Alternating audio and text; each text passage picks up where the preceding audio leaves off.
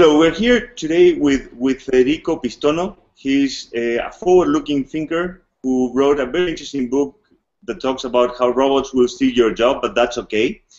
But he also brings a number of solutions, he has thought of a number of solutions, and is actually working to make those solutions come true in order to prepare humanity for a world without jobs, which I think is particularly interesting. One of these initiatives is Konoz. Is a startup that he just created with a number of partners that is basically bringing together education and crowdfunding to provide free education for all. Federico, it's a pleasure to have you here. Thank you so much for joining us. Thank you for inviting me. So, are we going to lose our jobs to robots? Could you tell us about the book?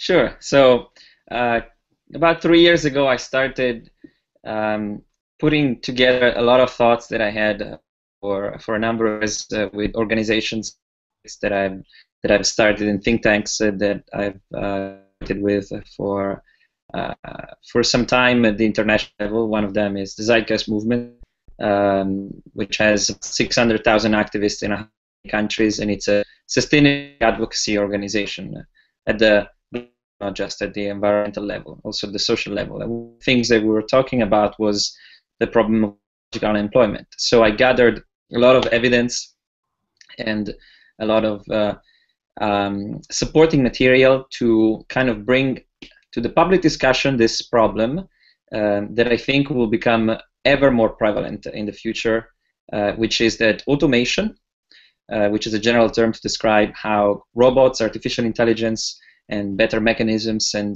processes that we use at the technological level will replace jobs in a structural sense, meaning that unlike the previous industrial revolutions where we replaced an entire sector and then we created a new sector and we created even more jobs than there were before, 90% of the population used on agriculture, but now it's less than 2 or 3% in developed countries.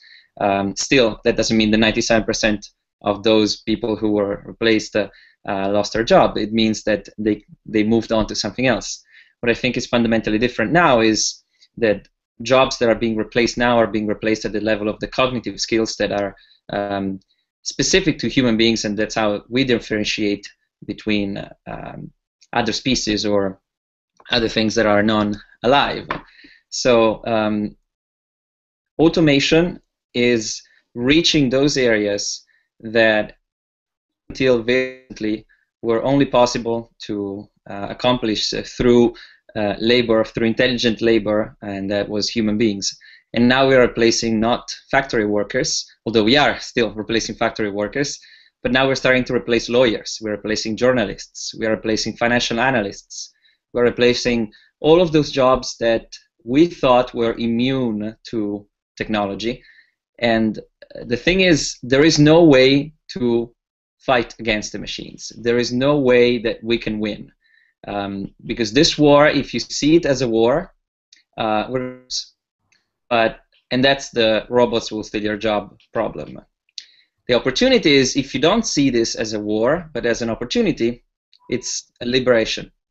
And I'm not the first person to think about this. We've had as far back as Aristotle predicted that one day machines will be able to perform jobs on our behalf so that we could enjoy other things. So this was, 2,000 years ago or more, actually 2,500 years ago. And over the years, a lot of thinkers, Buckminster Fuller comes in the Work Foundation. A lot of people have talked about this issue, but nobody has brought, I think, to the public discussion the idea that finding new jobs is structurally impossible and should not even be a desired effect of society. So there are other authors that have talked about the problem of logical unemployment. Some of my fellow researchers at MIT and Oxford, they published recently studies that have confirmed my findings. So I predicted 3 years ago that about half of all jobs will be automated within the next 20 years. and that was a back-of-the-envelope calculation that I've made in my book just by looking at the number of jobs that were available in the economy. And I made a list of types of jobs that were created over the last 60 years. And if you look at all the occupations, so for example, here is the list, and you can see all the jobs that employ more than 1 million people in the US, and many other economies are very similar, for example, in the European Union, in the Asian tigers. Before you can find a type of job that was created in the last 50 years, you have to go to number 33, computer software engineers. Exactly 1 million, 0.74% of the working population. Now, what it means is this, yes, when technology displaces jobs, new jobs are created, but the number of jobs that are created anew is very low compared to the number of jobs that technology has displaced. So if you take away 100, you create 10. And in the future, out of those, you take away 100, and then you create 5, or then you create 2, and so on. And so you're displacing more and more people, but you're only creating fewer and fewer jobs. And that discrepancy creates structural unemployment. So now we are... Yeah, go ahead. Yeah, right now, probably some people are saying that cannot happen very quickly. The computers will never replace our creativity, and I fully sympathize and agree with your arguments. But I would like to hear what would be your counter arguments to people who would think like that. Yeah, so let's just look at the evidence. What are the types of jobs that we thought were immune or invulnerable? And actually, I would like to pose the challenge to you. Just give me a job that doesn't employ, 0.0001% of the population, like a very creative manager or the Warren Buffett of the situation. I'm talking about a type of job that employs a substantial fraction of the population. Give me one occupation that you think is immune to automation, and I will see if I can find an example and even a timeline for deployment of that. So let me give you an example, an easy start. Let's say car drivers and truck drivers. Okay, that's gone already. That's pretty much already the present, not even the future. Tell me about that. Yeah, I predicted 3 years ago that within 5 to 7 years we'll have the first autonomous vehicles on the road available commercially. And one of the most important people at BMW said, "Oh, that's complete bollocks. That's impossible. It will take 20 years at the minimum before that can happen." And similar arguments from other economists and people in technology and car manufacturers. Well, we all know that Google already has a vehicle that is a self-driving pod, which is not available commercially yet, but guess what? Tesla, 3 weeks ago, released its Model D, and it's autonomous already. And so any car manufacturer who doesn't get into fully autonomous vehicles, and that in a few years, less than 7, most vehicles that will be sold will be fully autonomous and maybe will not even have a driving wheel, a steering wheel. So they will actually be autonomous pods. They will be robocars. What about lawyers and physicians? So it's the same. If you think about what a physician does, is they have to study between 12 and 15 years, plus doing practice, to become very good at a specific type of a specific branch within their field, and when you get a surgery, or when you receive, let's say, a diagnosis from someone, you want to get the surgery from the most experienced surgeon. You don't want one who's just started. The one who's just started, let them play with pigs and other animals, and maybe do a lot of experience with less intrusive surgeries and stuff like that. You want the one who's done 1,000 surgeries and they have a 99.9999% success rate. Okay, so you want those people. And in the future, we will have fully autonomous surgeons. Already today, you have robotic surgeons that aid surgeons, for example, the Da Vinci. and they have a micrometer precision, so it's a lot. So they don't have tremble. They aid the surgeon already, and very soon there are already projects that have semi-autonomous stitching robots. And in the future, the robots that will do the surgery will be fully autonomous, and they will perform better than the best surgeon in the world.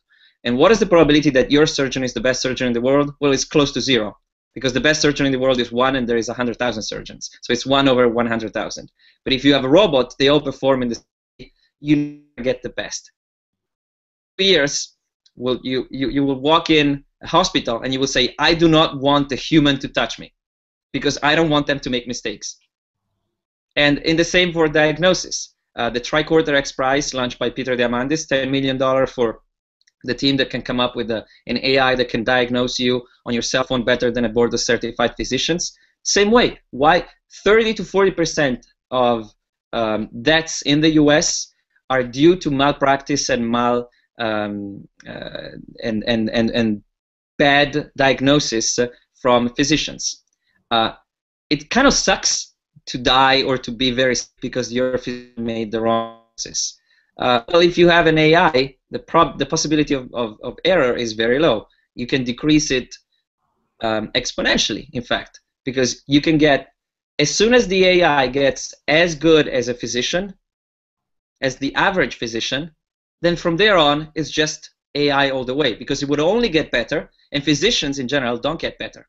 They might get better over 20 years, but from the moment you have an AI that it's as good as a normal physician, within a couple of years, it will be as good as the best physician, and within 5 to 7 years, it will be better than any board of physicians that have all the attention and 24/7 just thinking about you. So, I mean, I don't see any way process is slowing down. In fact, it's speeding up the process of automation and of getting better tools. And they're also getting cheaper. They're getting cheaper, they're getting more advertised, and so this is also a liberator, because somebody in India, in a rural village, can get potentially the same care and the same quality of at least diagnosis as someone in the US with $100 million. So if this is going to happen in the next 20 years, I mean, this major impact on work in the next 20 years, 20 years is not a lot of time to prepare ourselves for that. So how do we brace ourselves for impact? Yeah, so clearly this is a multifaceted and very complex problem, and there is no silver bullet, and that kind of goes without saying with any of the arguments that I'm making. But I mean, to get to your point that you were making before, that not all jobs will be automated. Sure, you can cherry pick some examples of some people who cannot be automated within the next 10 or 20 years, but those are so small in numbers, they're mostly insignificant in terms of large-scale population. The chunk of the population will be automated, and there is no way to find new for those people. There is no way you can find you can transform a 45-year-old truck driver into a neurosurgeon or the next entrepreneur in the big startup ecosystem, because already there is such high competition there. So people who talk about, oh, it's not going to be a problem if automation erodes jobs, because we'll find new ways of making jobs, we'll find creative jobs and stuff like that. Yeah, they're always talking about the superstars. They're always talking about the 1 in 100,000 who makes it. Well, what about the remaining 99.99? They are not going to make it. So you need to find a solution, and there are many solutions. The combination. My estimate and my guess is that on one side you need to decouple income and work. This is the biggest main issue, because up until today, your ability to survive was dependent upon you getting an income. You're receiving an income is what determines what you do in society, what you can do. Even your very ability to live is determined by your ability to receive an income, and income comes from work. So right now the government is trying to patch up through programs that are very obsolete, don't work, they're incredibly inefficient, and distribute money in a very unwise manner. It's estimated, depending on the country, that between 20 and 40% of all the money that's allocated for social programs, it's either wasted or it goes in the wrong hands. So people who shouldn't get it they receive it because of loopholes, or people who should get it, they don't receive it because they haven't made the application, they don't meet the criteria apparently, but actually they do.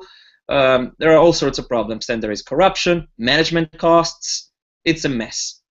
So clearly, you have a very interesting presentation. You made a very interesting presentation recently at Singularity University talking about unconditional basic income. Could you talk about how that solution could work and could address these issues? Yeah. So the idea is very simple, and apparently it solves a lot of implementation problems. It might have some drawbacks, and I think that's why we need a lot more studies done on this before we can say, okay, let's implement it. Because right now we don't know what the effects will be at the global scale. So we've done a few experiments, or RCTs, randomized controlled trials. We've did it in India for 18 months with 20,000 people, 20 villages. We've done it in some respect in Canada for I think 3 years in the Manitoba prefecture, and we've done it in Kenya. So we have examples in very well-developed rich countries and also in developing countries and emerging economies. And the idea is that you give a certain amount of money every month to every individual who is part of that program. This was done at the city level or at the village level, but it could be done at the global level. I'm actually helping out engineering a randomized controlled trial for a basic income study in the Netherlands. And we will start in discussion in a couple of weeks. I've been contacted by the city of Groningen, and there's a group of entrepreneurs thinking about this. Saw my presentation. They said, "Let's get you on board," and so we'll start engineering the process. But the idea is simple: you give every person unconditionally, no strings attached, a lump sum of money every month. And the idea is that social programs today, they seem to be fair. For example, the equivalent of a negative income tax is, okay, let's say that we estimate that the amount of money that everybody should receive in order to survive is X. Let's say, $1,000 a month, whatever it is, just for the sake of calculation. If you're making less than $12,000 a year, net or whatever, we're just making an order of magnitude to explain the process. So if you're making less than $1,000 a month or $12,000 a year, we'll complement what you're not making through taxation by giving you essentially an income, some aid. And if you're making more, you'll start paying taxes. This sounds like a good idea, and this is what it's been done practically everywhere. Below the poverty, you get aid. If you are above the poverty line, you pay taxes. But actually, this process, we know that it doesn't work because what it does, it incentivizes people not working and people not doing something productive for the economy. Because essentially, let's say that you're making $3,000 a year. Well, then you'll be complemented by another $8,000. But if suddenly you make $12,000, then you get zero. So what is your incentive to go from $5,000 to $12,000? Well, no incentive whatsoever, because you will lose your benefit. And this is what's been done today, and it's considered fair. But the idea of giving the same money to everybody, no strings attached, people say, oh, it's unfair. How is that unfair? It's actually a lot more fair than this, because you're giving the same to everyone. You're messing up with calculations. You're not messing up with how much income you're making. You're not messing up with any of that. You avoid corruption. You avoid all the problems of management and administrative costs. You get rid of billions and billions that are spent just in administration, on management, and all these social programs that don't work. You're giving the same amount of money to everyone, and if you make money on top of it, then you pay. So, and you don't lose the initial amount. So if you make 5,000, you receive 12,000, then you're making 12,000 plus 5,000, and you pay taxes on those 5,000. And if you're making 100,000, you receive 12,000 plus 100,000, and you pay taxes on the 100,000. So this is a much more fair and simple of dealing with the problem. Now, we don't know if this works very well at the global scale. The studies that have been done are very promising, and they show amazing results. Every social indicator is better. But that being said, we don't know if it really works at the global level, because it might be that there are some unexpected outcomes that we don't know. So I think we should be doing a lot more studies on this. Essentially, this could be an essential piece in the solution in the puzzle of solutions, I would say.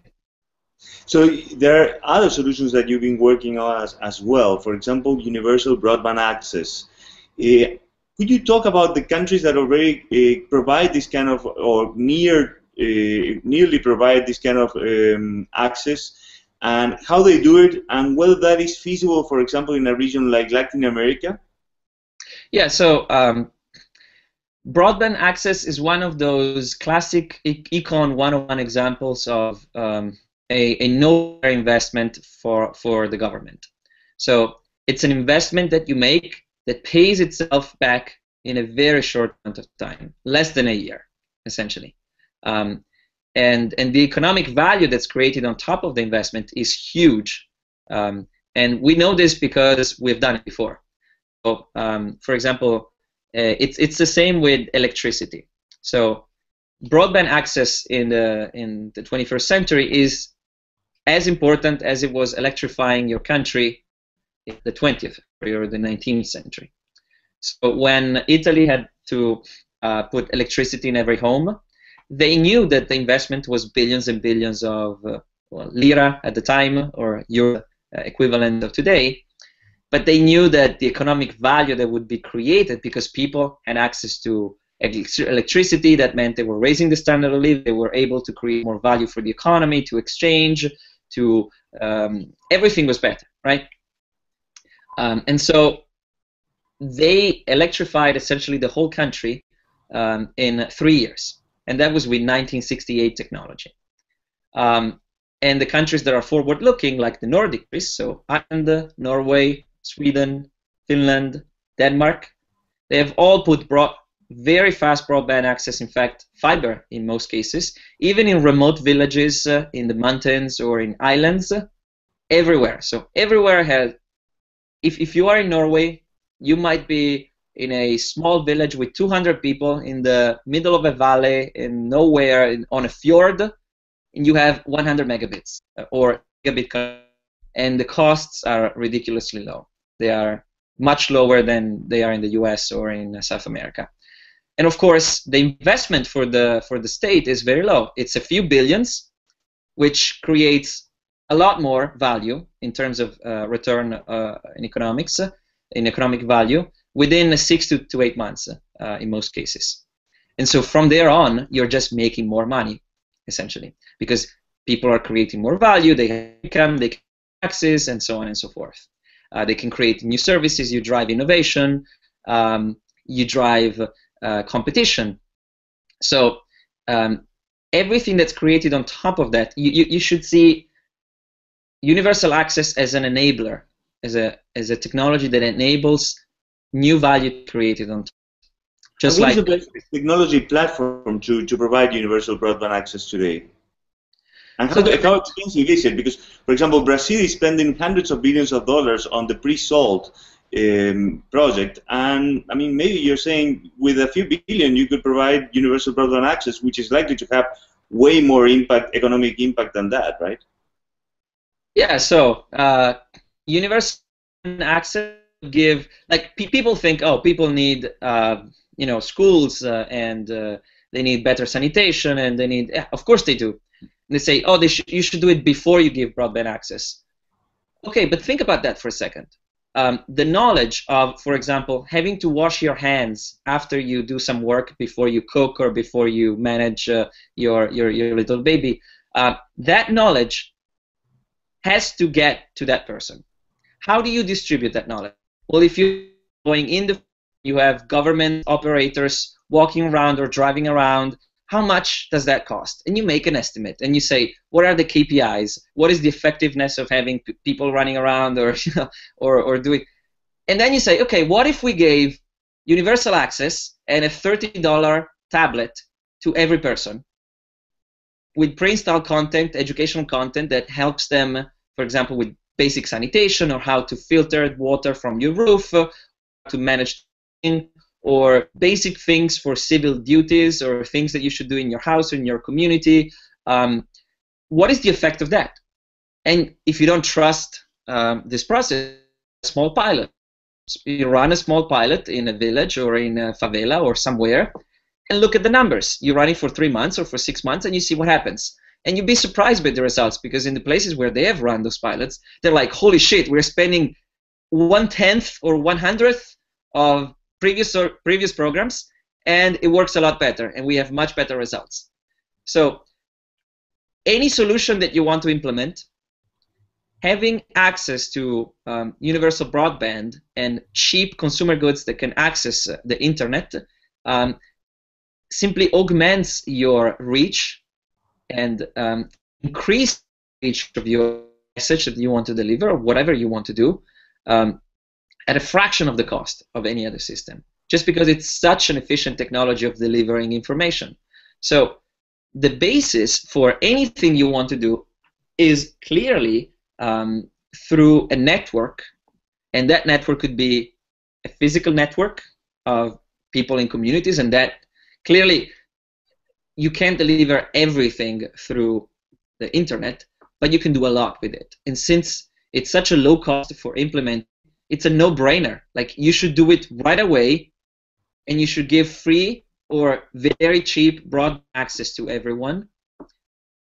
And one way is the government builds the infrastructure and then allows private companies to use the infrastructure and to have competition on the services that are provided on top of the infrastructure. This drives competition, lowers the prices, and gets more people. So Federico, another fantastic initiative that you're working on is providing cheap or free education, actually free education for all, and you're doing this for a startup which I think is really promising, Konoz. Will you talk about Konoz and its model and why it's so important? Yeah, so there is billions of people on the planet that want to learn something that is important or interesting to them, but can't pay for education. They don't have the money to pay for that. And on the other hand, you have some people who would pay or would support great educational content if they had some sort of incentive or if they had a better experience learning. And that's not possible. So I thought of combining the two problems and let them solve each other. So essentially, we are targeting YouTube educators that are creating quality content that right now they're faced with the dichotomy. They either, because right now they're not making enough money, so they can't sustain their channel. So either they close the channel and they put it behind the paywall and they lose 99% of their reach, of their audience, because most can't pay for education. Or they have to close the channel or put a lot of ads that don't pay a lot, and YouTube experience sucks if you want to learn something there. The commenting system is broken. There is no way to track your progress. There is no way to engage in a conversation. So they don't really know what to do now. So essentially, we're targeting YouTube educational creators that already have an audience, that are already teaching something that's important to someone, and we're giving them an opportunity to keep their content free, get rid of annoying ads and also very distracting, and earn more than they do currently through either the paywall model or the advertisement, just by allowing those who can, and the magic number that, as it turns out, 0.5% of your audience. If at least 0.5% of your audience supports with $5 a month voluntarily in exchange for perks, you earn a lot more money than you currently do through the other business models, through the other monetization models. So essentially, you are an expert at entrepreneurship, and you have an audience on YouTube. You have 20,000 subscribers. Okay, you're making probably $20 to $30 a month through advertisement. That's not a lot of money for delivering a shitty experience with a lot of ads and no engagement. You can sync your YouTube account, all of your content there in 5 minutes, so you don't have to re-upload anything. And you just say, out of those 20,000 people, if any of you wants to support me, you can do it so by clicking here, and there is a list of perks, and you will get some nice rewards in exchange. For example, you will get a private Skype call with me where we do a 101 lesson for half an hour. Or I'll put you in the credits on the next video. Or I'll help you out with a question you directly and stuff like that. So you are engaging more with your audience. You are earning more money. You can focus more on what you love as an educator, and as a student, you're having a better learning experience. You're getting a lot more than you would otherwise through YouTube. And if you have enough money to educate anything, $1, $5, $10, or 100 pesos, whatever it is, you will get perks in exchange. So essentially, you are relying on the big numbers, and you're relying on the fact that you only need a small fraction of people to voluntarily support the educator financially every month in order for the 99.5% to benefit. Actually, the 100%. Everybody benefits, but only a few pay. And you're doing this probably from Italy. I mean, you're Italian. You're doing this in Italy and focusing on U.S. market, the U.S. market first, right? Or not? So I am Italian, but I haven't lived in Italy for a number of years. I've been kind of traveling around the world for the last 3 years, giving conferences and speeches and consulting with companies and governments and doing that kind of stuff. Lecturing at various universities. I just came back from Amersfoort and Groningen and in the Netherlands, at Stockholm in Sweden, just a week. And I will be in Chile starting November 8th. We won a $40,000 non-equity prize from the government to be part of Startup Chile, the accelerator program. And actually, we're starting with the Spanish, Portuguese, and English audience. So we're targeting the 1+ billion Spanish speakers and Portuguese speakers, and the English-speaking population to begin with. And we'll be expanding with a lot more languages, and we hope to get all the major languages supported within maybe a year. And then expand to essentially every market. So is Latin America a good place to start changing the world? Is it possible to do that? I mean, America is an excellent place. I would say Brazil in particular is exploding. But the other Latin American countries, I think they have a big opportunity they're currently not utilized. But if they seize the moment, Latin America could essentially be the next superpower if they were to. And I think having access to relevant educational content is one of the bases from which you build everything. So you have universal access, that's the first. Then on top of it, you have access to educational content. And the more it is free or cheap, the more people you can reach. Amazing. So, why? Last question, Federico. Why are you doing this? Because I think it's really really interesting. I mean, you're not clearly not moved by the next penny, but rather moved by big ideas. Why are you doing this? Yeah, I mean, I like social change for the better. Clearly, I'm doing this for like everything that I do has this common theme. How do you change society for the better? I started with nonprofits and social movements.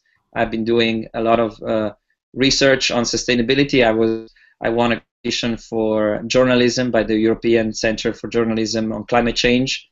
I was doing reporting at the United Nations for the climate change conference in Copenhagen in 2009 or 2008. When was it? COP15? Was either 2009, 2008. I started a lot of nonprofits and sustainability groups, and then now this is my third startup. And I wrote a book. I finished a novel last week. I'm going to publish it soon. Another book, nonfiction, called Society Reloaded. And the lectures at universities, the consulting with governments and city halls, it's all for social change. And yeah, clearly I'm not doing it for the money, because if I wanted just to make money, I had many ideas to have startups to just make a buck. But I think this is this last project that I'm working on, Konoz, is something that will make the world suck less. It will actually help the world suck less, and actually it's sustainable because the business model is solid, the numbers work. The pilot that we're doing now has amazing feedback. We pitched our startup in Mexico City 2 days ago. We were finalists at the BBVA Open Talent Competition. And in 2 days, they opened up the online voting there were 100 startups, and prize, we went viral, and now we are #1 there, and everybody's talking about us. They're tweeting about Konoz everywhere in Latin America. It's amazing. Like so this. One more question, actually. Is it better? I mean, you could be focusing entirely on money-making initiatives, and you're creating a startup which will provide probably success, financial success as well. But that definitely hasn't been your main motivation. So, would you say that makes you happier than pursuing financial success purely? Oh yeah, because that is the model that we're sold, right? I mean, yeah, absolutely. Money that will make you happy. Absolutely, and it's a very pragmatic approach, because here's the deal. If my happiness is to help others, if I make money on the way, that's a plus.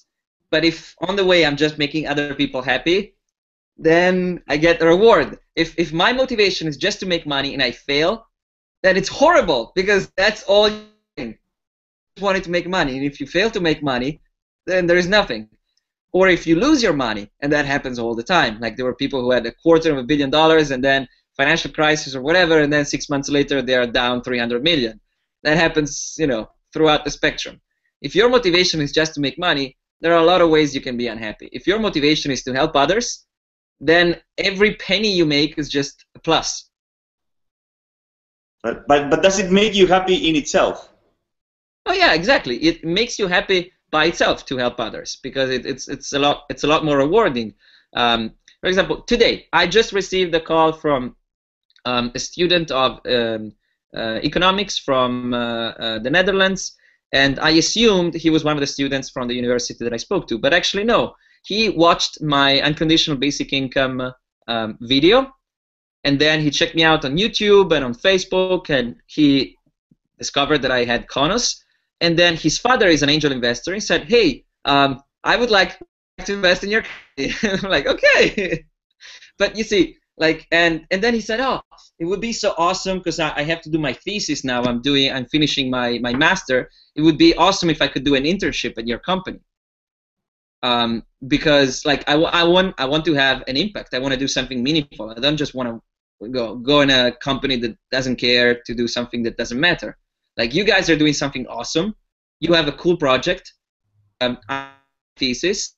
What you do, and I have a lot of ideas. Can I come and help you out? Because you inspire me so much. Like, these are the things that I'm looking for. Inspire young people to, make the world suck less, as Alexis Ohan says. Fantastic.